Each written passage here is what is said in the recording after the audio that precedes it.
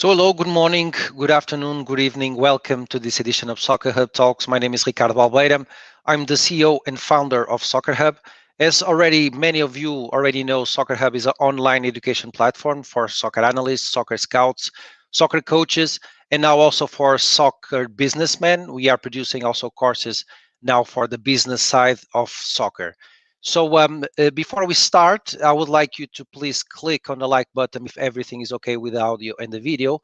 And also, please introduce some information about yourselves on the chat box, such as the country that you are based in, and also some information about yourselves, your job, and your connection to soccer. So today, for us, is a huge pleasure to have such a legend in international soccer. We are here with Alexi Lalas, former international soccer player and currently a soccer analyst, a soccer color analyst. The subject is about USA, the next superpower of world soccer. So it's like a question, is it the next superpower of world soccer? So I would like to thank very much Alexi for being here with us, and to tell you that our panel is moderated by Nuno Milheiro. See you in a few seconds.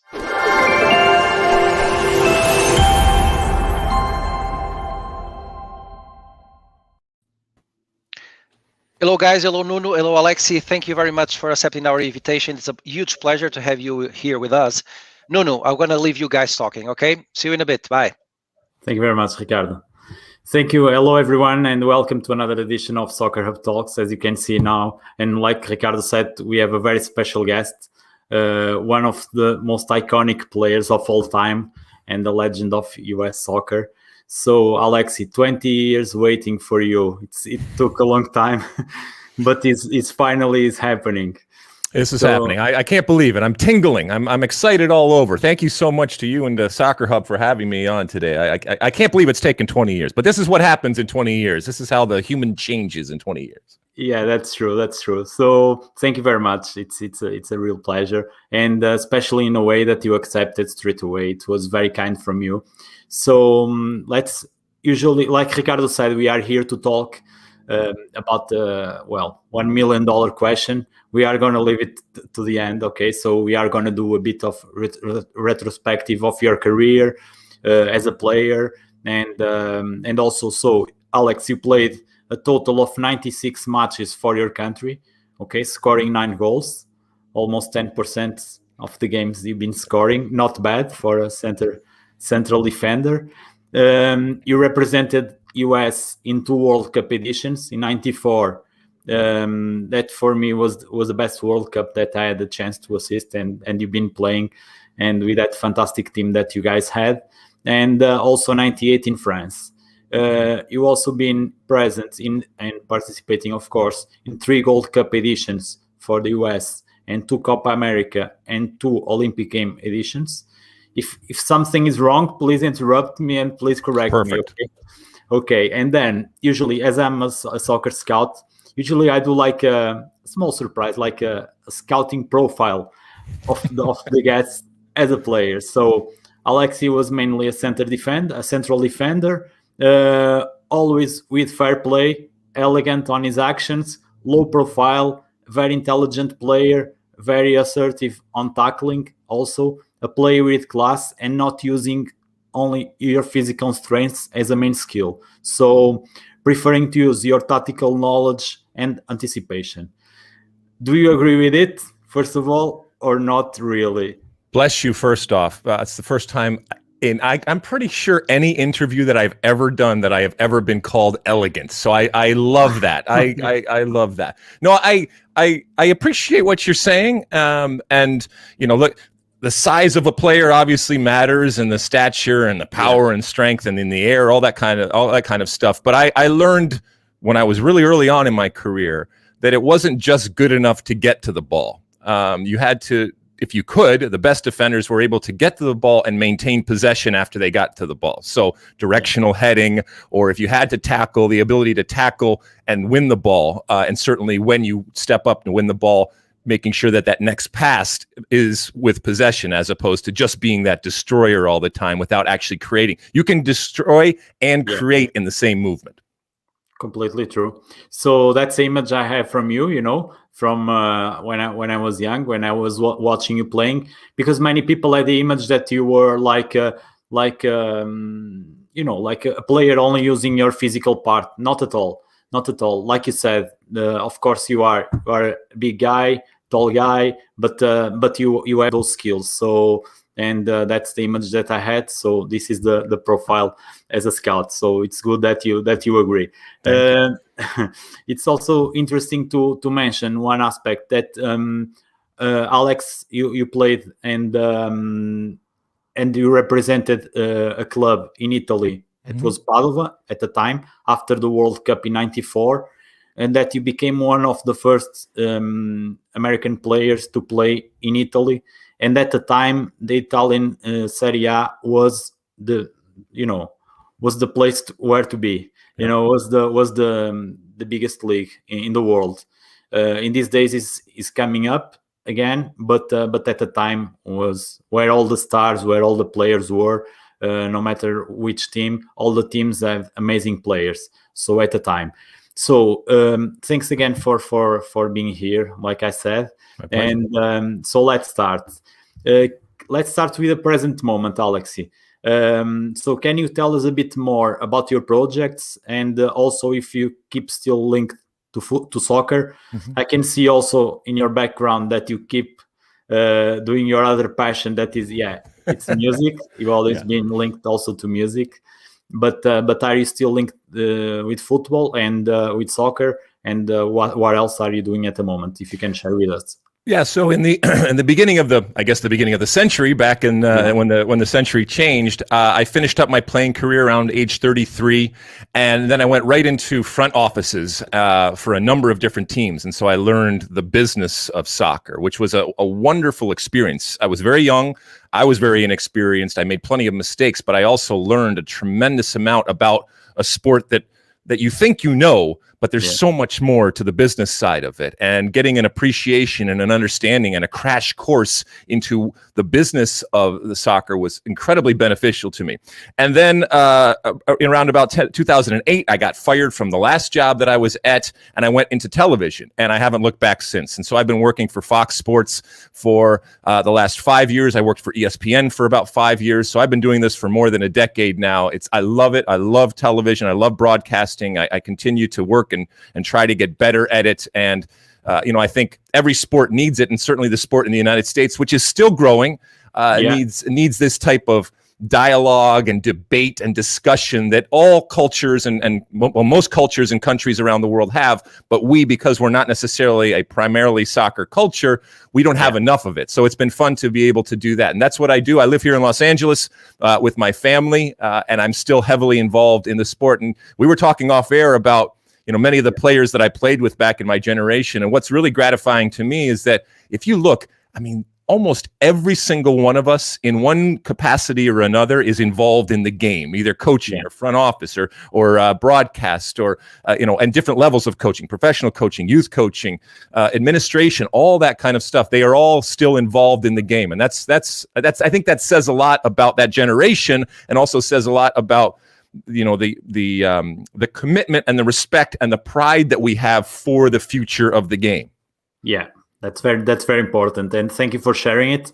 And two things. First, I believe you can give me some tips afterwards, because you are in television, so you are more used to host things or to be commenting. That you will look be great. No, you look great. You look great. You got a good background. The asymmetrical, very, very fashion and artsy and creative. I like that. It looks like a uniform, a kit, and everything like that. Okay. So you're doing a good job so far. Thank you so much. Thank you so much. And by curiosity, like I was telling you off the air. So you said that pretty much of your generation are still linked to football. What about Tony Meola? I tell you because he was a goalkeeper. He was a fantastic goalkeeper. And does he still keep linked to football, or Yeah. I've worked with him at different times over the years doing World Cups. He's in broadcast. I was in my car yesterday driving down the freeway here in Los Angeles, listening to him because he does a radio show on Sirius XM. I'll give him a plug. So yeah, he does that. I was just on a call yesterday for a company that was doing some retro uniforms and stuff with myself and Kobe Jones and Eric Winalda and John Harkes. Someone like Ernie Stewart is actually the head of the federation. So, he's working in that capacity. Somebody like Claudio Reyna is the head of Austin FC, which is a new MLS team. So everybody's scattered all in different places, but we still keep in contact and we have the text chains and all that kind of stuff. So we still talk about the game, and you go through an experience like a World Cup together. It changes you. I mean, listen, the reason why I'm on your show today is because of the 94 World Cup. It changed my life forever. I lived the power of what a World Cup can do to an individual. It was wonderful, and I don't regret it. And overnight, my life changed, and I moved on and had incredible opportunities, and doors were open, and that's why it was such an important summer for me, but also for the sport, and why it will be an important summer, a few years from now when we get to host it again, the Men's World Cup in 2026. Yeah, that's fantastic. That's true. Thank you also for sharing, and hopefully let's see if we can have one day Tony Meola also here. And about sure, I'll call him. I'll give you his information. You can, he loves to talk. Perfect.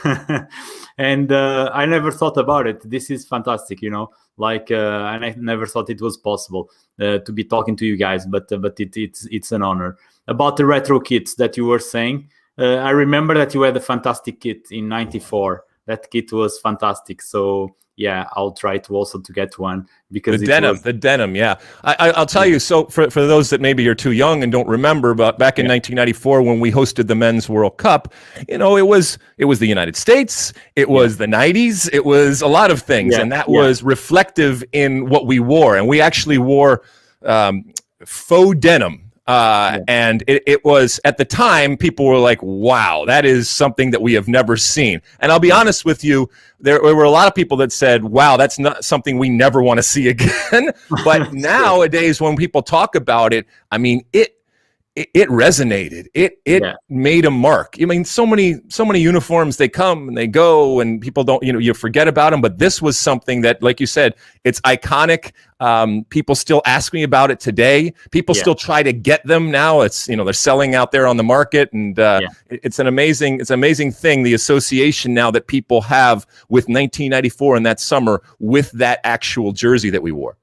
Yeah, that's true. And I think also, like you mentioned, and that this is true, it changed your life.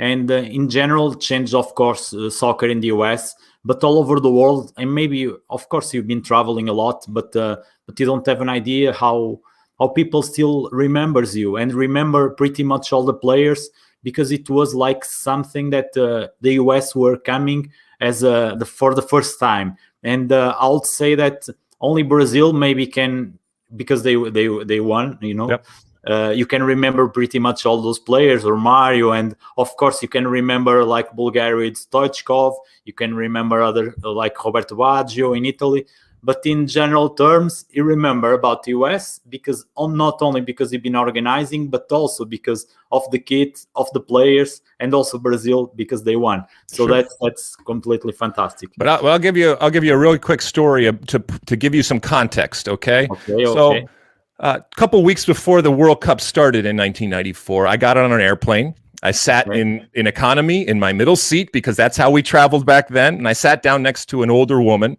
and we struck up a conversation. And she asked me, she said, "What do you do?" I said, "I play soccer." And she said, what's your job?" I said, "Well, my job is to play soccer." And she said, "What do you do for money?"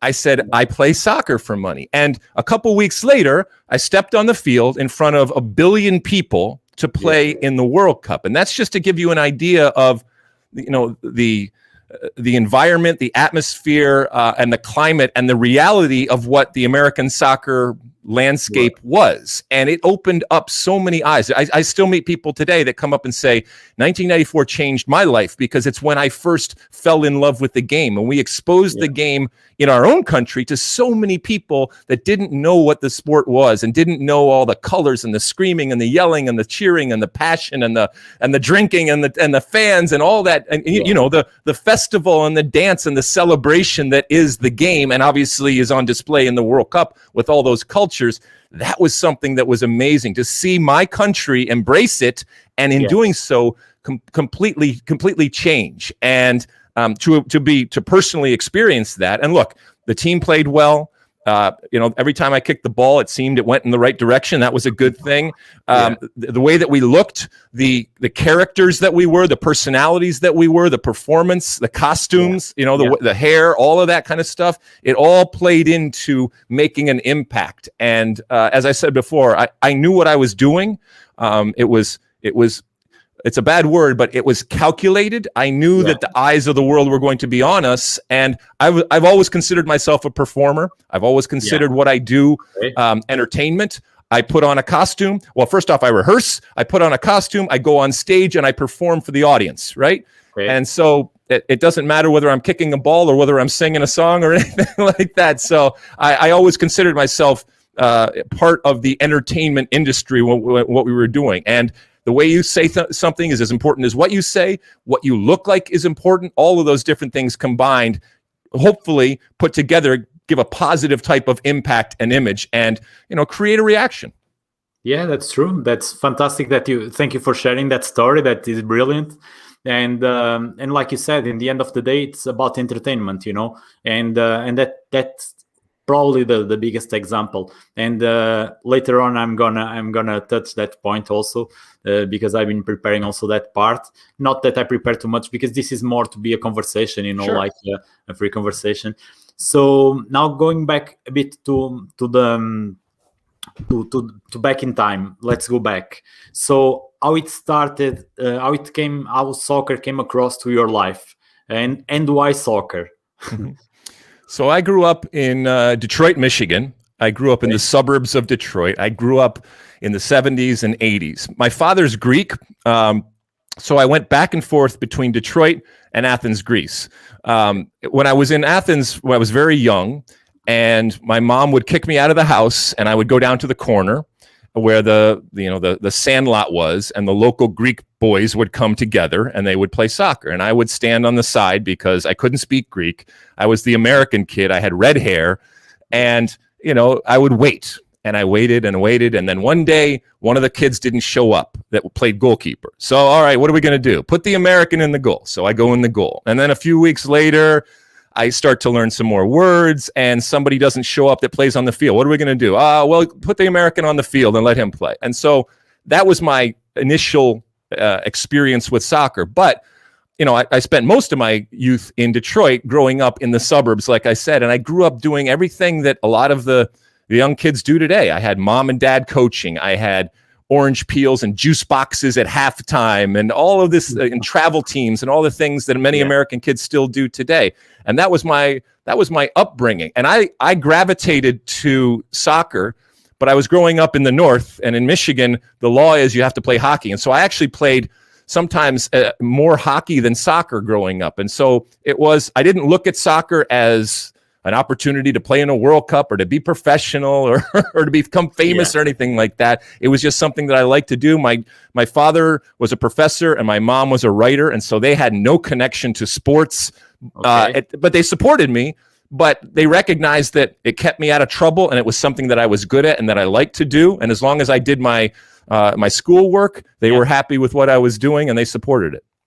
Yeah, that's fantastic. Yeah, I was going to ask you, because you have roots, you know, Greek roots. Your father was Greek, so if that had any influence on your choice, but you already answered to it. So, in terms of back on those days, also, can you share with us how different was the process of calling players for the national team? When most of the players were not playing on such a high level like today, or there was no professional league in the US, there were not many players playing abroad. So how it was the process to choose the players for the national team?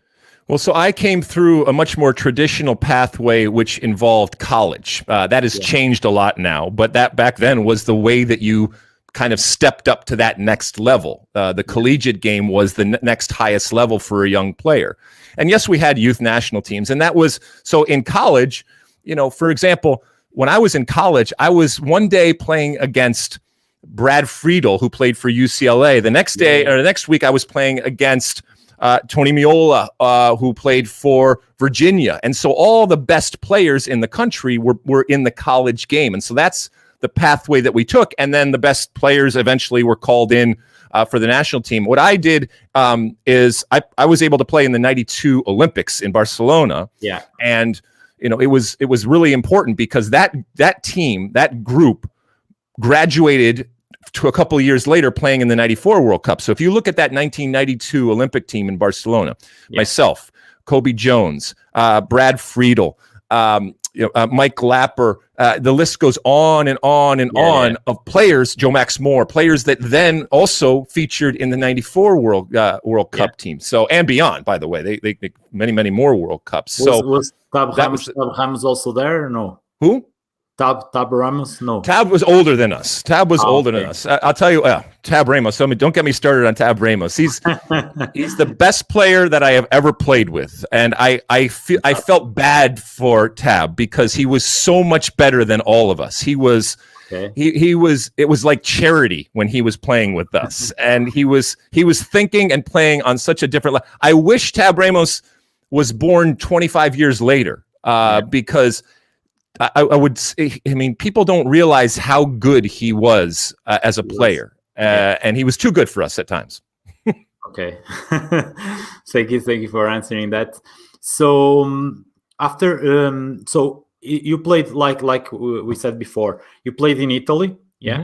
So after that World Cup, how was that experience? And in terms of adaptation, for example, to the different country, and the different type of soccer, and what were the main difficulties that you faced at the time? So, I mentioned that, I went from the Olympic team in 92 to the World Cup in 94. And that 1994, as I said, opened up all of these doors. And so after the 94, look, you play well in the World Cup, you're going to get opportunities. So after the World Cup, I had offers to go to the EPL, to the Bundesliga, and Serie A. And some, maybe some of your young viewers don't remember what Serie A was in the 80s and some of the 90s, and 70s, 80s, and 90s. And it was before the Bosman ruling. It was before the European community opened up.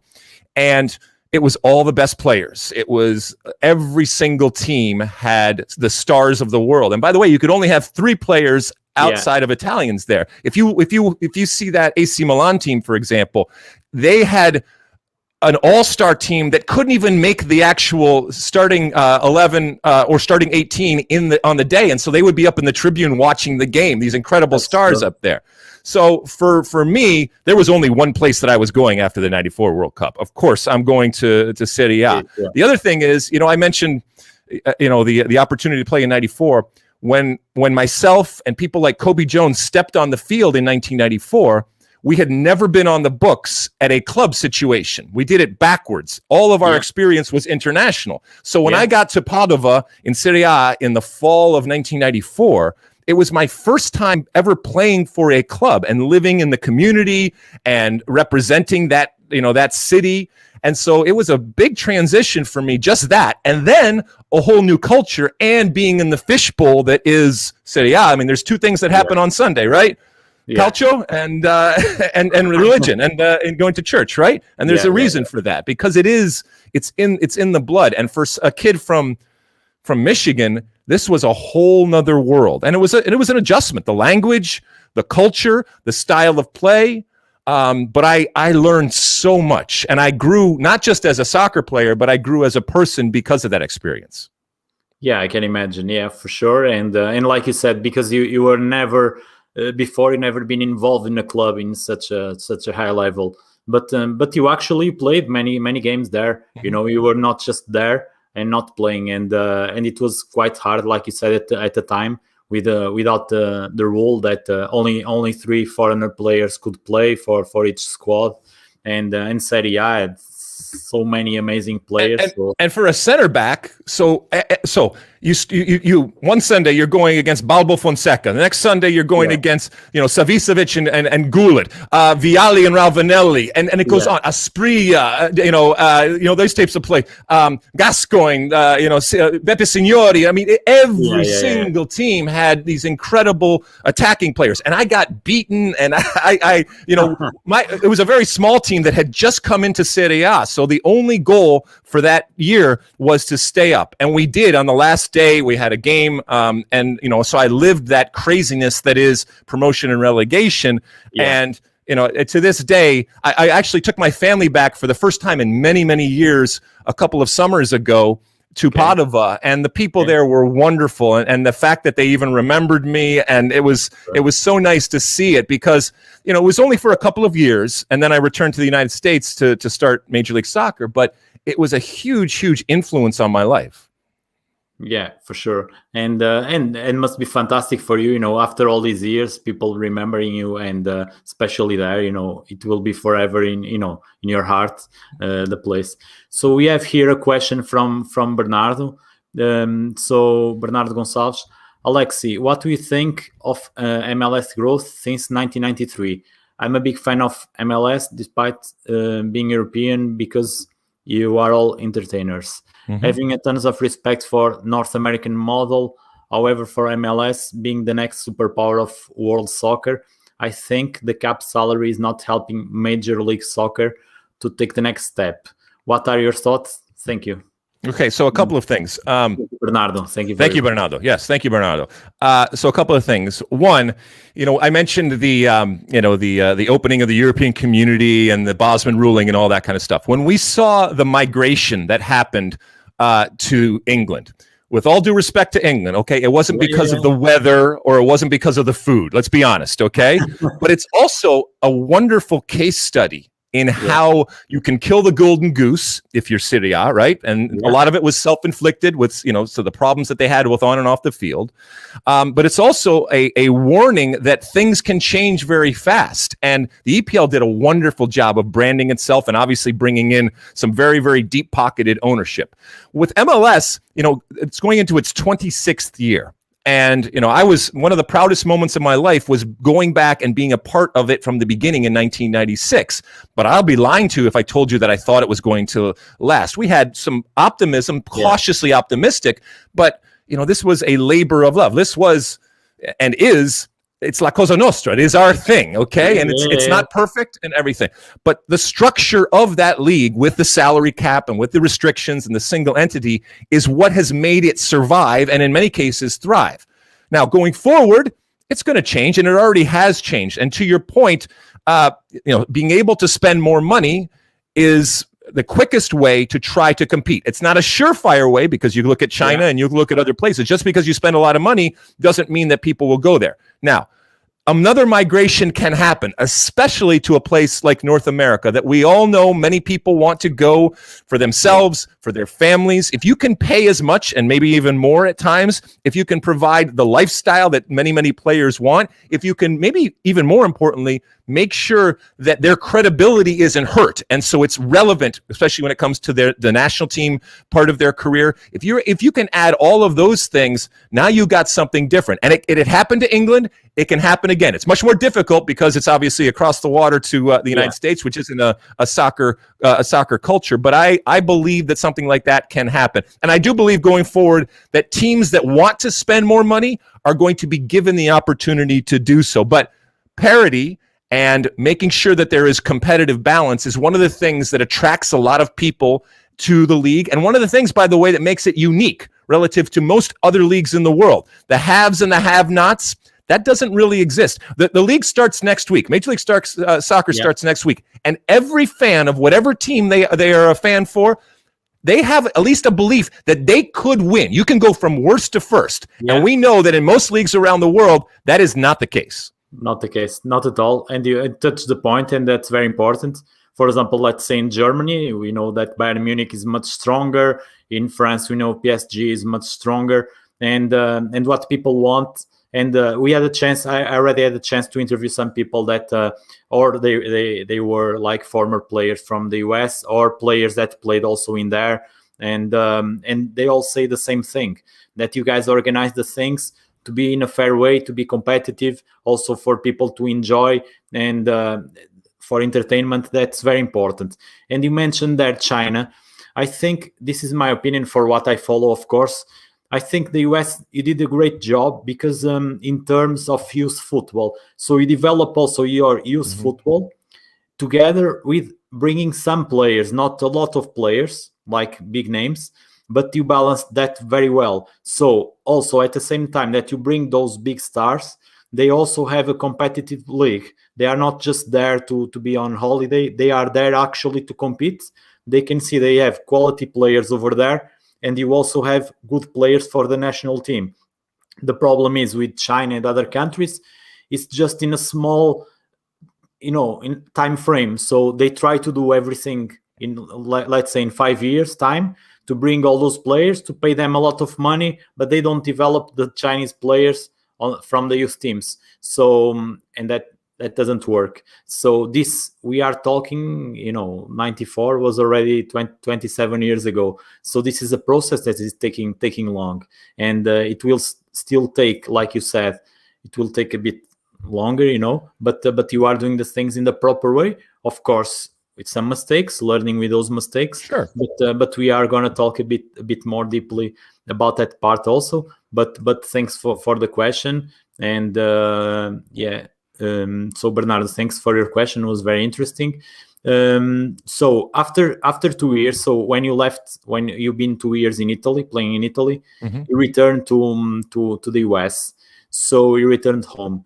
So the soccer at the time when you returned was a bit more popular, was more serious, of course, improved in most of the aspects of the game, a lot from the contribution that you and your teammates in the national team also gave. The fact also that you organized that 94 World Cup, that also helped a lot. So what, in your opinion, when you returned, what were the main differences, the most significant differences that you found from the time then when you left?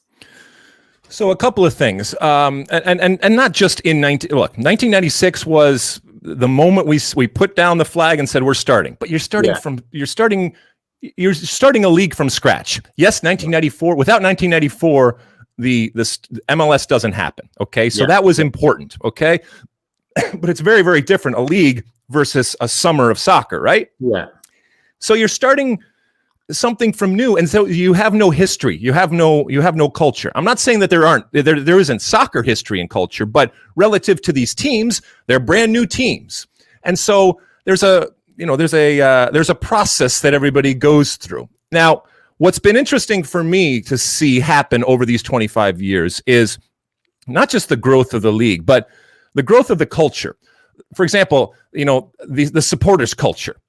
Yeah. For a long time, it was very small. It was very niche. It was very underground, right? No longer. All right. It is above ground. It is vibrant. It is discerning. I would say it's one of the most intelligent supporters cultures, because you have to be, because you're constantly comparing and contrasting with the rest of the world. So that for me has been wonderful. And every different supporters group and culture mirrors in a unique way their market and their city. And it's so fun to see how they take the game of soccer and they use that for the lens that they look at the world in. Yeah. And it's wonderful to see that. And they do it very, very different. The supporters up in Seattle are very different than the supporters down in Orlando. And it's great to see the diversity that we have when it comes to, but it's all soccer supporters. The other thing is the infrastructure, okay? The amount of soccer-specific stadiums that we have, places that you can call your home and your own. That is huge. And not just the actual stadiums, but also the training facilities that we have.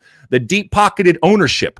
Obviously, the expansion. I mean, when I first started in 96, what we had relative to what we have right now, going into the 30-plus teams going forward, it's amazing the expansion and how smart businessmen and women that are very, very rich, and as I said, very, very smart, they are targeting soccer both men's and women's, by the way, to be part of their portfolio. And that is a smart business decision. It's not charity. It's not just out of the goodness of their heart. Yes, they have an affinity and they want to do it, but they are responsible for the money that they are putting in, and they see that this is a good long-term investment for a number of different reasons. So all of those different things make me very, very bullish and excited and confident about the way that we are going. Lots of work to do. And we still make plenty of mistakes like we talked about. But if this was a stock, I would be buying this stock because I think it's only going to get much more valuable. Yeah, for sure. That's a very good advice. And, if it was a stock, it was a good advice to buy it, because I also believe that that will be the way, and that you are doing the things in the good way and balancing in terms of entertainment to keep the supporters happy, and also the business side. It's a good balance. And sometimes in Europe we see only the business side, but that's something that we can also talk a bit more about it. And we have here another question from Richard, Alexi. Who do you think will be the next breakthrough players to come to Europe from the MLS? Yeah. This is a bit out. Yeah. No. This is the other part. Now you talked about the incoming players and how important that is for Major League Soccer. What is also as important, and relative to China, it's okay to bring players in, but you also have to participate in the global market, and so you have to have players going out. And right now, everybody, that's the question that I get every single day. Why is this happening? Why do we have your Weston McKennie and Tyler Adams and Gio Reyna, and the list goes on and on. Pulisic, all these different players that are playing, and not just playing, but playing at the best leagues in the world and some for the best clubs in the world. Yeah. Why is this happening? First off, I think we spent a lot of money and time years ago saying we have to get into the development game, and we have done it at times well, at times not well, but I think you're seeing the fruits of these seeds that were planted a long time ago. And the ironic thing is that it happens after the worst possible moment for the United States, not qualifying for the 2018 men's World Cup, but we still have all of this talent. To your point in your question, for example, we saw Brendan Aronson go over. He's the latest one to go over from the Philadelphia Union. He's got a younger brother that I think is going to be really interesting going forward, to keep an eye on going forward. But the fact is that I look at some of these players, and yes, they are good players, but I think to myself, there's a lot of these types of players. So if Europe really wanted to go and mine and pick out the players out there, there's a lot of options out there, but MLS understands that too. And so now the business part comes in, because you don't want to just give away these players. Yeah. Yes, you want the message internally. You want the message that this is a pathway to, stardom and big teams.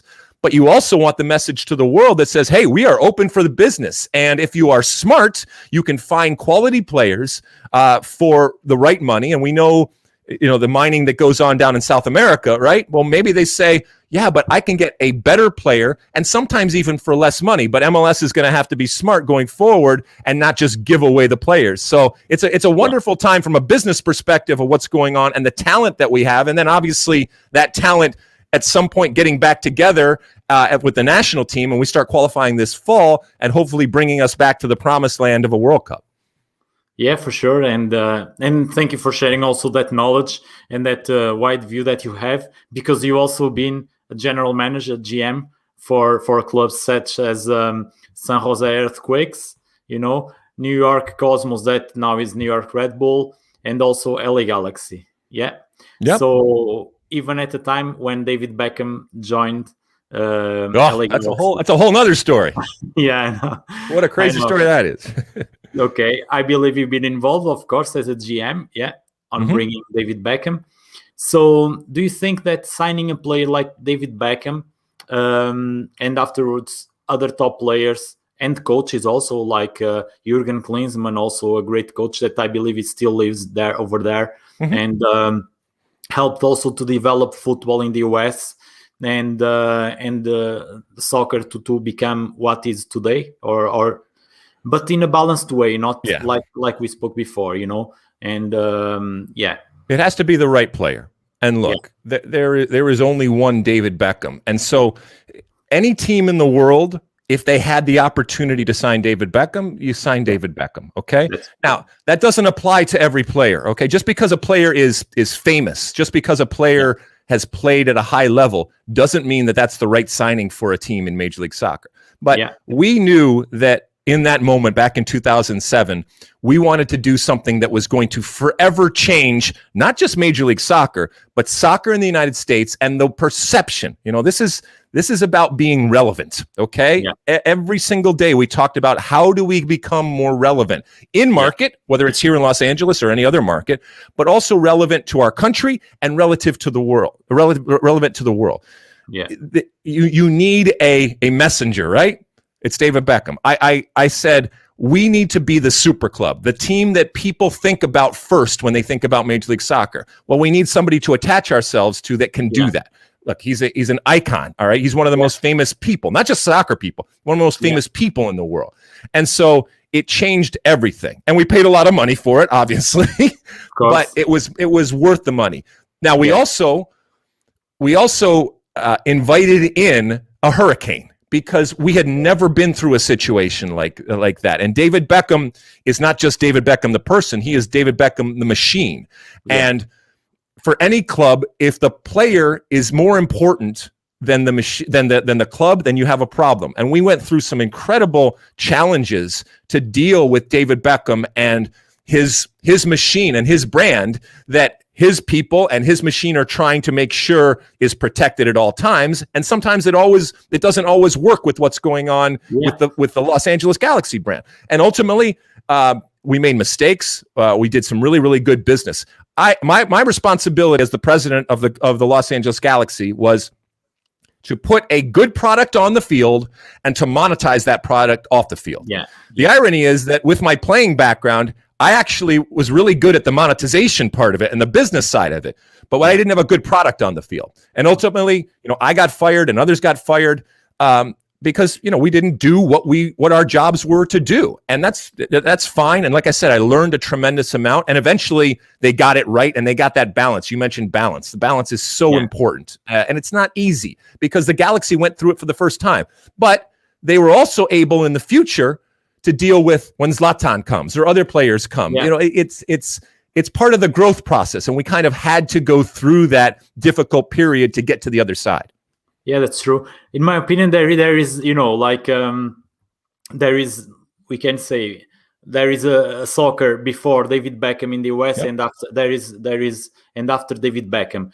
And also because David Beckham is the kind of player that, of course, is that machine that we know in terms of sponsorships, everything, but he's also a player that is committed and he's going inside the pitch and he's going to actually perform and he's going to play and people are going to enjoy. They don't have the feeling that he's only there for the marketing. He was actually feeling the shirt that he was wearing, like you were associating him with the quality inside the pitch, and people were, even the young, he was an example for the younger generations, the American generations. The young players wanted to be like David Beckham, also in terms of a player, not only to have his fame, and that's very important, like you said, because sometimes you only bring a player that have a name, have a big ego, and David Beckham, doesn't seem to be a person like that. He actually went, and he also wanted to develop the US soccer. And he performed. He performed on the. Name me one person or one player even today that would make the same impact. Look, Messi. I love Messi. Okay, if he comes over here, David Beckham. I was there. I saw it. I saw people come to the stadium that they don't care about soccer. They never even thought about soccer, okay? I saw people, he speaks English, obviously, and he transcends the game. Now, Messi's one of the greatest players. We can argue him, Cristiano, we can talk about them as possibly being the greatest players ever to play the game. But they don't transcend the game the way that David Beckham did in that moment. And that was so important to get so many people that never would have come into the Major League Soccer or the LA Galaxy tent before, they came in. And that was amazing to see. That power, well, that's what we paid for. We paid for that power. Yeah, true. That's true, and that's fantastic. And it's great that he's still in there, and he's also helping. He's an owner now. Yep. Yeah, that's true. It's an honor.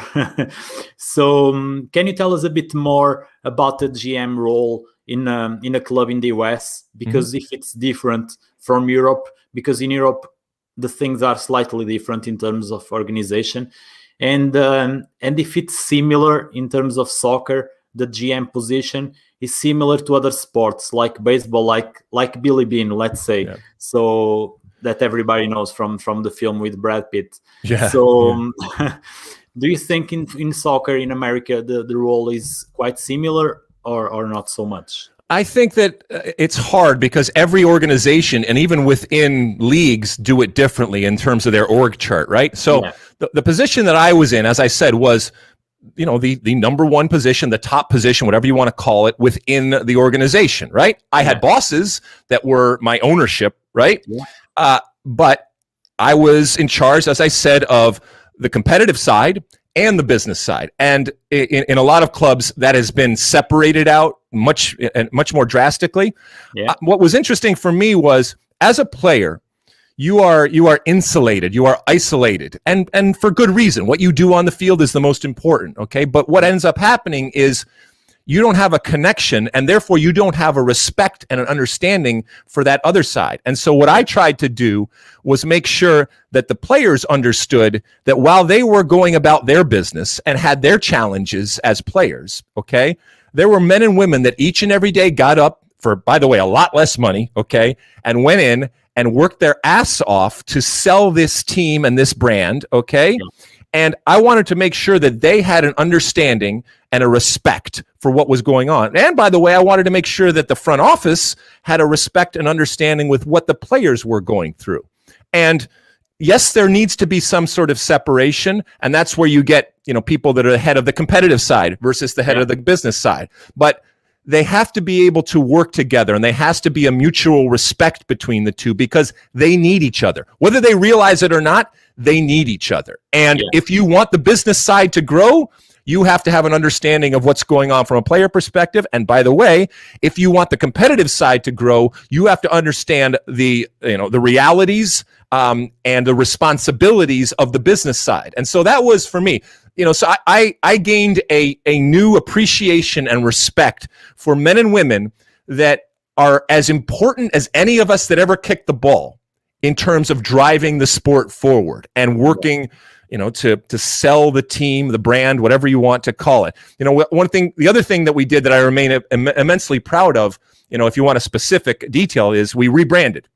So when David Beckham came, the Galaxy rebranded, and we love a rebrand over here in the United States. We love to rebrand, but I learned so much, and trying to make something that as many people as possible is a challenge. It is a real challenge because no matter what, somebody's not going to like it, and you have a responsibility because you want to make sure that it's a brand that's going to sell, that's going to resonate, that is going to be relevant, and that people are going to take notice of. And so that was a real interesting adventure in terms of the rebrand. And then obviously, the day-to-day business, the international aspect of, going internationally, stadium situations, training facilities, all of that kind of stuff. But that was where my job was. But it's a little bit different sometimes when you split those off into the two different things, and this person has a direct responsibility and only is responsible for the competitive side, and maybe this person over here is only responsible for the business side. Yeah, thank you for sharing your idea of how the things should work. I think you touched a very interesting point that you said that the organization, everybody, since from the people that are that are behind the curtains, let's say like that, everybody needs to be on the same page, and everybody wants to be want to have success. And you need also to have to delegate responsibilities for each department and to work together. I'll say that, in my opinion, a football club is like a tree, there are the roots, that is people that work for the club, and then you have on the top you have the flowers for the flowers to grow and for the fruits to come. The roots needs to bring water up, so if it makes sense to you. So everybody needs to be aligned, and then you get the sun on the flowers and the tree will be It's also, the other lesson that I learned in this dynamic now is that a lot of people will say, well, you were an athlete, and so you understand, all the lessons of communication and leadership and responsibility and all the different things that we talk about. You cannot. Yes, there are some things and lessons that you learn that you can use, but you cannot behave in the same way that you behave as a player in a front office. And by the way, if you do, sometimes you'll get fired. Okay, Most of the time, you can't do that. And if I look back at some of the mistakes I made, I was so young. I was 30, 32, 33 years old at the time. Yeah, and I look back and I had an image of what that person should look like and how they should act. And you can't try to be something that you're not. Yes, you have to change, and yes, you have to evolve, and yes, you have to learn.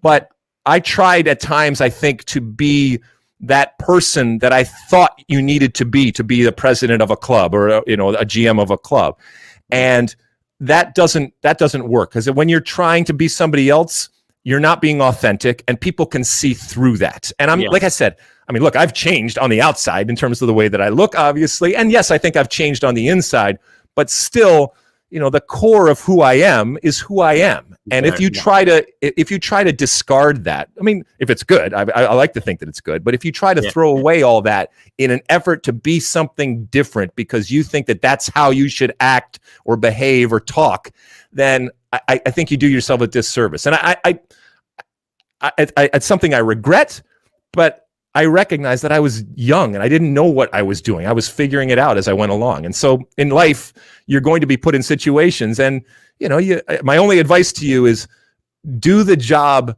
as yourself. And it doesn't mean you can't grow, and it doesn't mean you can't change. But that's my 50-year-old advice to any younger people that are out there. And I think it's a very wise advice. I can tell you, I agree with you 100%.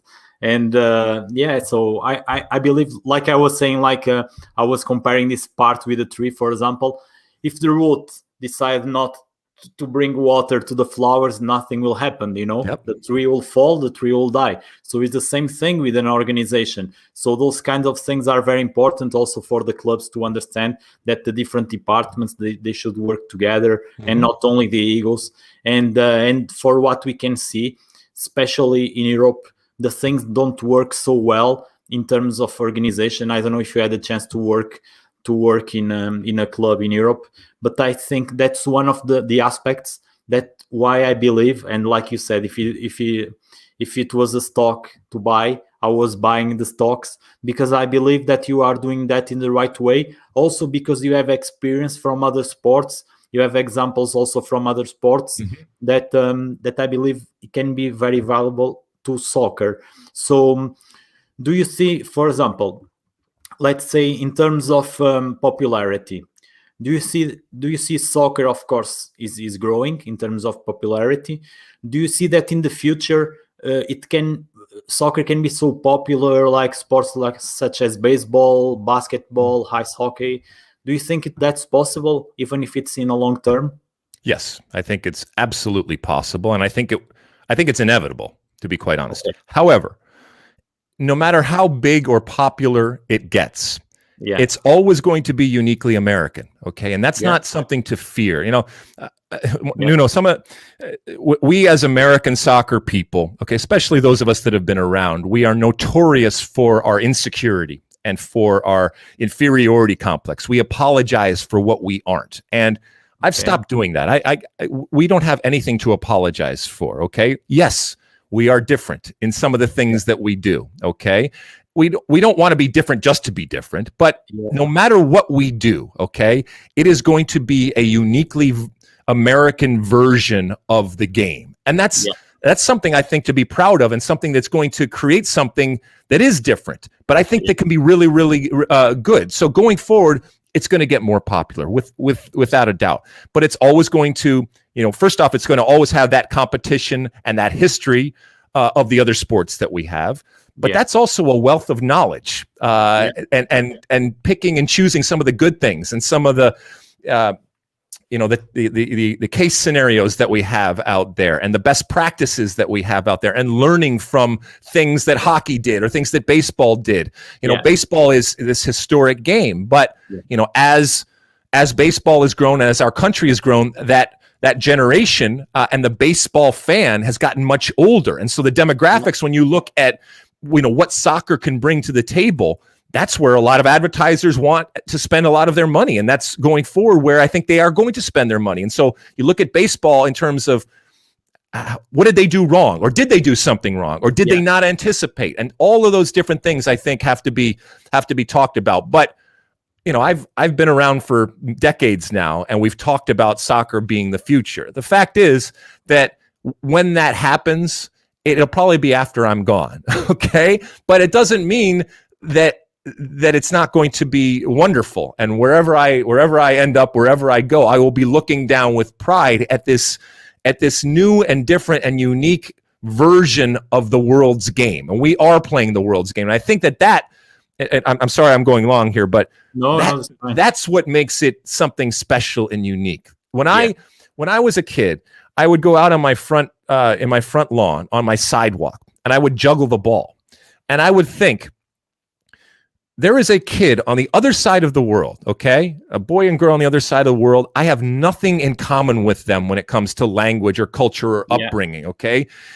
But I have this in common. They're kicking a ball doing the exact same thing. And that to me was something cool, because there's a lot of other sports that I grew up with that wasn't necessarily the case. And so that global aspect of it, that shared thread that we have weaving through all of us, that is something that excites me, and I think that there is value to that going forward. When you're looking to bring as many people into that soccer world as possible, you think globally but act locally. That's the saying that people have, and that applies to soccer.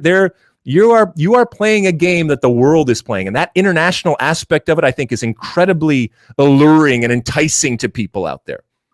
That's true. Thank you for that. And I think, let's say that in 20 years' time, okay, and when we will be 70, I'll be 60, we'll be here talking.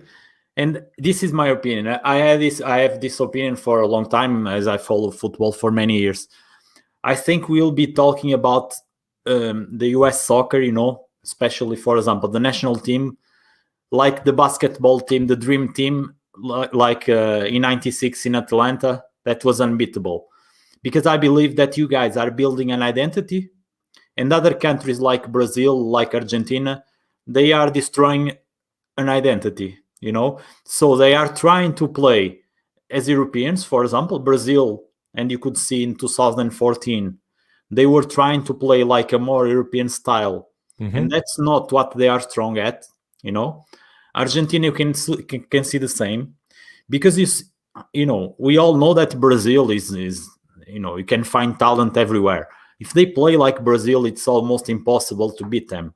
Mm-hmm. But I think they are not doing that part. And like you said, you are going to build something, but in your own way. And you are very strong in terms of sports, and you are also bringing things from other sports.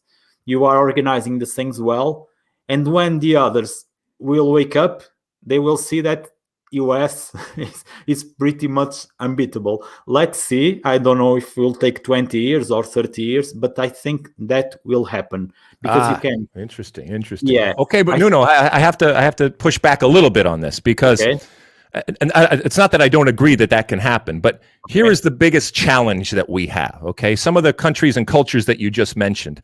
Yeah, there is a general understanding and more importantly, an agreement that this is who we are. You mentioned identity, okay? Everybody talks about identity, but there is a general understanding and, like I said, an acceptance of this is an identity. This is who we are as a people, and this is how it manifests on the field, right?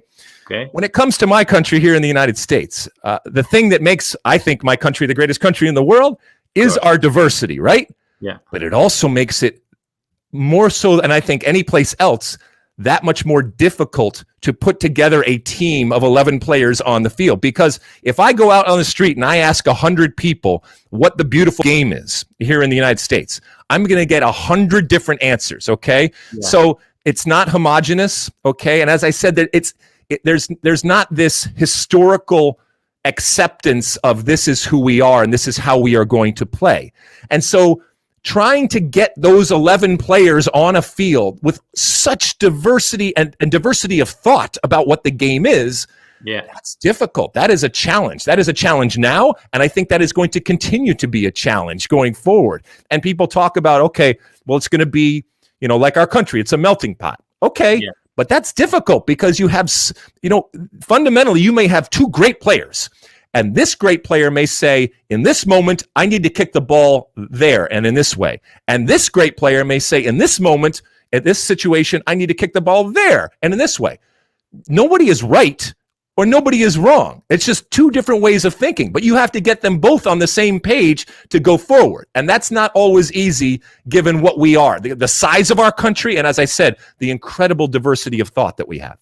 Yeah, that's true. I agree with you completely. And but the thing is the same is happening in other countries. For example, in Portugal, let's say 20 years ago, if you were asking like 9 out of 10 kids wanted to be football players. Now probably like 2 out of 10.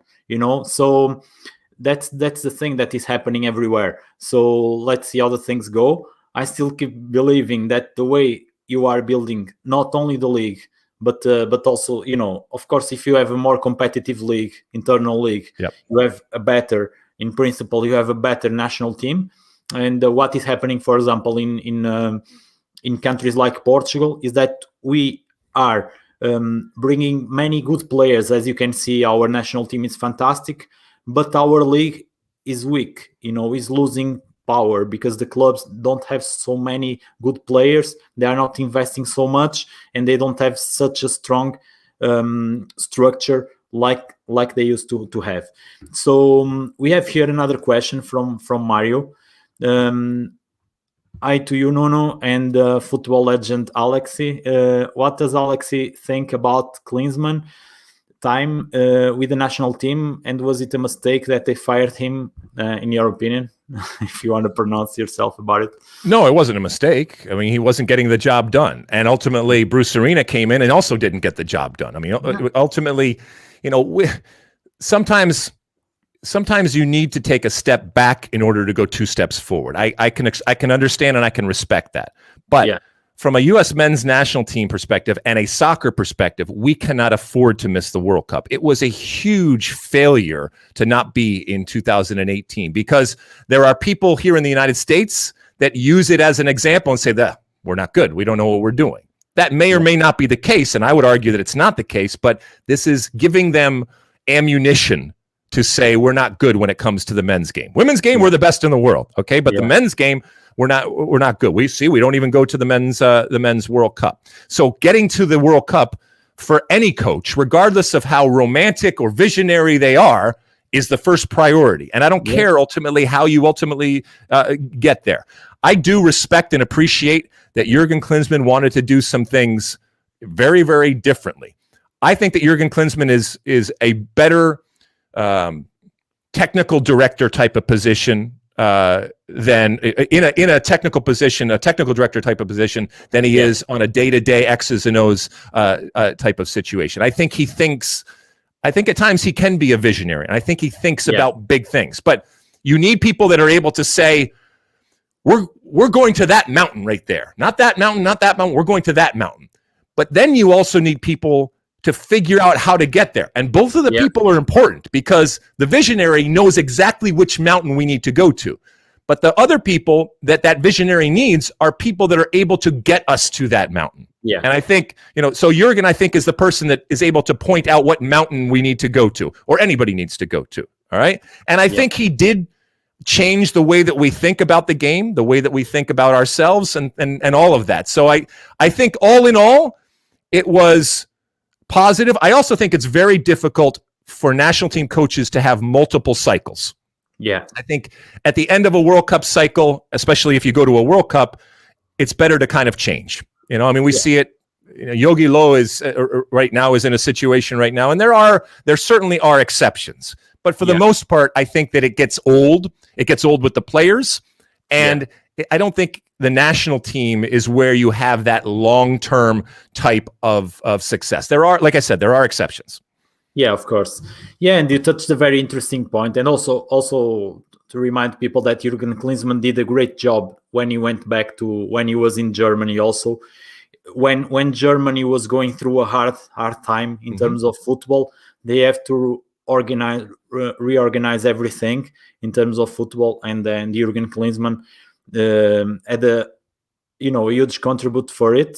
I'm not saying about this time when he went to Hertha. I'm saying on the first time when he went back. And in terms of also the reboot was wonderful. I mean, he was a huge part of that, saying we need to go to that mountain, and we need the federation, we need the Bundesliga, we need everybody to buy in. And ultimately, it changed fundamentally the way that they play and the way that they think about it. It changed their identity. So it was amazing.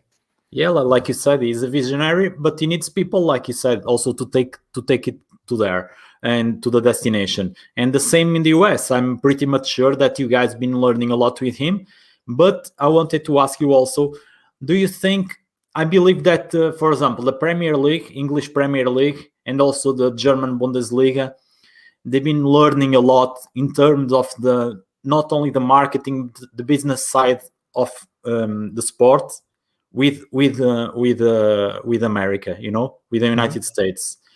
And I think you guys also been learning a lot about the sport itself with those countries. So there was an exchange, and both were winning, because if you see the Premier League in the last, I would say also 15, 20 years, the marketing, everything around it changed. And they've been learning with you guys, Monday Night Football. I mean, yeah, that's true. So they can join both things.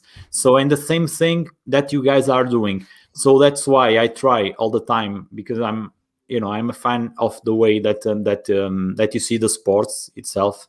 One fact for me, it's very important. Like you said, that is when the league is about to start. You never know which team is going to win the title. And that's something that is interesting in a point of view of a supporter. You always want to have a competitive league. And even when you go to another sport, like if you go to, I had a chance to, like I said to you, to interview some players that played over there. One of them still plays, that is Pedro Santos, that plays for Columbus Crew, and he was a champion last year. He's Portuguese.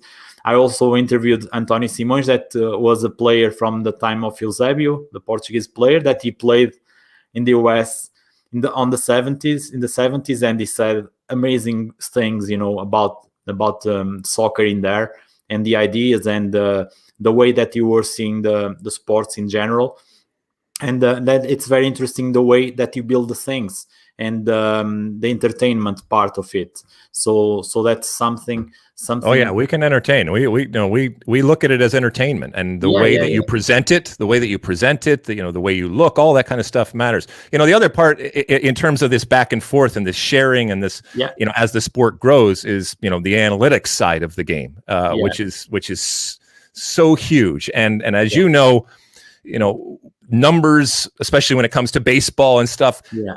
The ongoing challenge right now is how do we really use this tool that we have in a game that we know is so subjective. I mean, we have a game where you don't have to have the ball the entire game and you can still win. Yeah. And that doesn't compute necessarily with the other sports. And so trying to figure out how to use this as a tool, and as a benefit going forward, when you assess players, when you assess teams, when you assess tendencies, when how to involve it with scouting, and especially when you want to make sure that money is being spent well.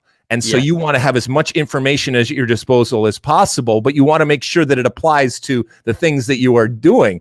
That sharing process is going on right now. And you look at what's happened at different clubs over in Europe with the Moneyball. You mentioned Billy Bean and all that. And does it work or doesn't it work? Or how do we make... And look, the answer is we're still not there yet. We still haven't quite figured out how to harness this. We know that there's a power there. We just don't know quite how to use it on a consistent basis. And then I guess in the in the best or proper way yet. And so somebody out there are going to be some smart people going forward that do find that formula and unlock unlock that secret that how analytics really works in soccer, because we know that it's the beautiful game is a beautiful game because it's also very complex and frustrating and different than other sports.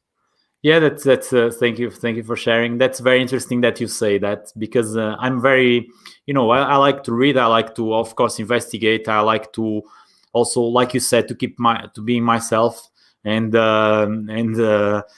one thing that sometimes I mention is like it was a boom when that came, the film, especially the film. I also have the book Moneyball, but the film was something, and people were trying to copy that to football, to soccer. Mm-hmm. And it's not possible, because baseball is much more linear. The analytics, the numbers that you can check, it's not so much unpredictable like soccer. Soccer, the decision making is much higher. You need to make decisions every second. It makes so it's a matter for you to know which numbers that you need to check. Which ones are important, which ones are a good value.